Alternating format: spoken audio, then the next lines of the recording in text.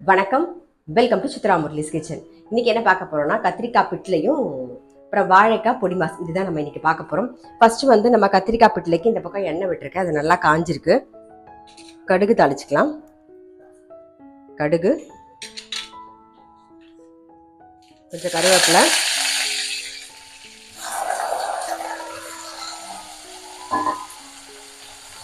Cut பண்ணி வச்சுருக்க கத்திரிக்காயும் சேர்த்துட்டு கொஞ்சம் மஞ்சள் பொடியும் போட்டுக்கலாம்.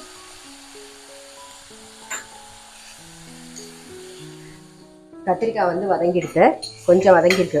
ஸோ இப்போ இதில் என்ன பண்ண போகிறோம்னா புளி தண்ணி சேர்த்துடலாம். நம்ம அதில் ஒரு சின்ன லெமன் சைஸில் புளி கரைச்சி வச்சுருக்கேன், நீர்க்கதா. ஸோ அது புளி தண்ணியை சேர்த்துட்றேன். இது கூடவே உப்பையும் போட்டுடலாம், தேவையான உப்பு. அதில் புளி தண்ணி ஒரு கொதி வரட்டும், அதுக்குள்ளே வறுத்துக்க வேண்டியது என்னென்னு பார்க்கலாம். அடுத்தது வந்து பிட்லைக்கு தான் நம்ம வறுத்துக்க போகிறோம். பிட்லைக்கும் சாம்பாருக்கும் பெரிய வித்தியாசம் இல்லை, ரெண்டுமே ஒரே மாதிரி தான். நம்ம வறுக்கிறது ஒரே ஐட்டமாக தான் இருக்கும். ஆனால் நீங்கள் பண்ணி முடிச்சுட்டு சாம்பார் இதே பொடியை சாம்பார் பண்ணும்போது வேறு டேஸ்ட் இருக்கும், பிட்லைன்னு சொல்லி பண்ணும்போது வேறு டேஸ்ட் இருக்கும். கண்டிப்பாக வந்து டேஸ்ட் வந்து மாறுபடும். ஸோ இப்போ வறுத்துக்க வேண்டியது என்னென்னு பார்த்துடலாம். கொஞ்சம் பெருங்காயம், 2 டீஸ்பூன் தனியா, 1 டீஸ்பூன் உளுத்தம்பருப்பு, 1 டீஸ்பூன் கடலைப்பருப்பு, காரத்துக்கு வரமிளகா, ஒரு 1/2 டீஸ்பூன் மிளகு. ஃபஸ்ட் இதை வறுத்துக்கலாம். தேங்காய் ஒரு 2 டேபிள் ஸ்பூன். தேங்காய் வந்து ரொம்ப வறுபடணும்னு அவசியம் இல்லை, அதோட ஈரப்பதம் போனால் போதும், இந்த சூடே போதும். ஸோ நான் ஆஃப் பண்ணிடுறேன். ஆறுனதுக்கு அப்புறமா நம்ம அரைச்சிக்கலாம். இப்போ அடுத்தது வந்து நம்ம பொடி மாஸ் தான் பண்ண போகிறோம். அதுக்கு வந்து வாழைக்காய், நான் 2 வாழைக்காய் எடுத்துருக்கேன். அந்த 2 வாழைக்காயை நீங்கள் வந்து வேக வச்சு தோலையும் எடுத்துட்டு அதாவது வெந்ததுக்கு அப்புறம் உடனே எடுத்துட்டீங்கன்னா துருவும் போது உங்களுக்கு ஈஸியாக இருக்கும். அந்த சூட்டோடையே மூடி வச்சுட்டிங்கன்னா ரொம்ப வெந்து போயிடும். ஸோ அதனால் அதை மட்டும் பார்த்துக்கோங்க. நான் வந்து கொஞ்சம் சூட்டோடையே மூடி வச்சுட்டேன். ஸோ அதனால் இந்த மாதிரி உதுத்துட்டேன். இல்லை முடிஞ்சால் நீங்கள் துருவ கூட துருவிக்கலாம். ஸோ இப்போ வாழைக்காய் பொடி மாசுக்கு வாழைக்காய் ரெடியாக இருக்குது. இந்த பக்கம் கடாயில் தேங்காய் எண்ணெய் விட்டுருக்கு, அது நல்லா காஞ்சிருக்கு. கொஞ்சம் கடுகு, உளுத்தம்பருப்பு சேர்த்துக்கலாம். காரத்துக்கு ஒரே ஒரு பச்சை மிளகா, கொஞ்சம் கருவேப்பிலை கட் பண்ணி வச்சுட்டு, அப்புறம் இஞ்சி, கொஞ்சம் கருவேப்பிலை,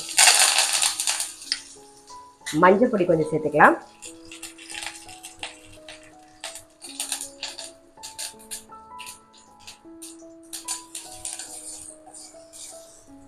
பச்சை மிளகா,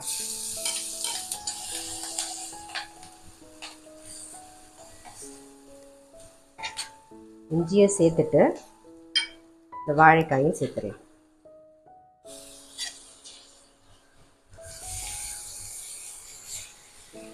வாழைக்காய் வேக வைக்கும்போது உப்பு போடலை, ஸோ அதனால இதுக்கு இப்போ தேவையான உப்பு சேர்த்துறேன்.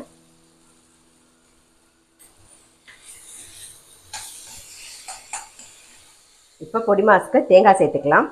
இது கூடவே கொஞ்சம் பெருங்காய பொடி, அப்புறம் கொஞ்சம் கொத்தமல்லி. அவ்வளோதான், ஜஸ்ட் மிக்ஸ் பண்ணிவிட்டு ஆஃப் பண்ணிட்டா போதும். என்னுடைய பொடி மாஸ் ரெடி. பிட்லைக்கு வறுத்ததும் எடுத்து அரைச்சி எடுத்துகிட்டு வந்துடலாம். வாழைக்காய் பொடி மாஸ் ரெடி ஆகிட்டு அதை எடுத்து வச்சாச்சு. அடுத்தது பிட்லைக்கும் பாருங்கள் அரைச்சாச்சு, அதுவும் ரெடியாக இருக்குது. இப்போ இந்த பக்கம் கத்திரிக்காய் வெந்திருக்கு. நான் ஆல்ரெடி வந்து கொண்டக்கடலையில் கொஞ்சம் உப்பு போட்டு வேக வச்சுருக்கேன். ஸோ அதையும் சேர்த்துட்றேன். கொண்டக்கடலை சேர்த்துக்கலாம், இல்லைனா வேர்க்கடலை சேர்த்துக்கலாம், எது வேணாலும் நீங்கள் சேர்த்துக்கலாம். அப்படி இல்லைன்னா இது கூட கொஞ்சம் கடலைப்பருப்பு கூட சேர்த்துக்கலாம்.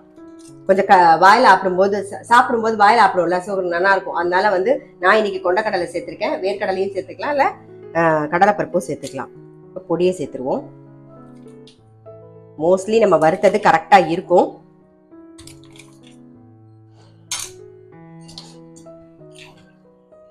இப்போ இதில் வேக வச்ச துவரம்பருப்பை சேர்க்க போகிறோம். நான் இந்த கரண்டியில் 2 கரண்டி துவரம்பருப்பு, கொஞ்சம் மஞ்சள் பொடி, பெருங்காயம் போட்டு வேக வச்சிருக்கேன். இப்போ அதை சேர்த்துக்கிறேன். கத்திரிக்காய் பிட்லைக்கு வந்து தாளிச்சிடலாம். இந்த பக்கம் கடாயில் தேங்காய் எண்ணெய் விட்டுருக்கேன். கொஞ்சம் கடுகு, அப்புறம் கருவேப்பிலை,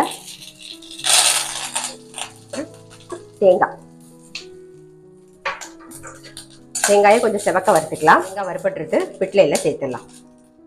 வெல்லம் சேர்த்துருவோம். நம்ம தாளிச்சதையும் இப்போ சேர்த்துடலாம். அவ்வளோதான், உங்களுடைய கத்திரிக்காய் பிட்லை ரெடி. இன்னைக்கு என்ன ரெசிபின்னு பார்த்துருப்பீங்க. கத்திரிக்காய் பிட்டில், அதுக்கப்புறம் வந்து வாழைக்காய் பொடி மாஸ். இந்த கத்திரிக்காய் பிட்டில் எப்பயே சொல்கிற மாதிரி நல்ல சுட சாதத்தில் நெய் விட்டு பிசைஞ்சு சாப்பிடும்போது ரொம்ப ரொம்ப டேஸ்டியாக இருக்கும். அதே மாதிரி சப்பாத்திக்கு தொட்டுக்கிறதுக்கும் ரொம்பவே நல்லாயிருக்கும். நீங்கள் காலையில் பண்ணிங்கன்னா மத்தியானமோ இல்லை நைட்டோ நீங்கள் சப்பாத்தி பண்ணிங்கன்னா இதை தொட்டுன்னு சாப்பிட்டு போயிட்டே இருக்கலாம். ஒரே ஒரு டிஷ் பண்ணிட்டு வேலையை முடிச்சுலாம். ரொம்ப சிம்பிளாக இருக்கும். கிச்சனுக்குள்ளே ரொம்ப நேரம் நிற்க வேண்டிய அவசியம் இல்லை. கண்டிப்பாக நீங்களும் ட்ரை பண்ணி பாருங்கள். நான் அடுத்த வீடியோவில் சந்திக்கிறேன்.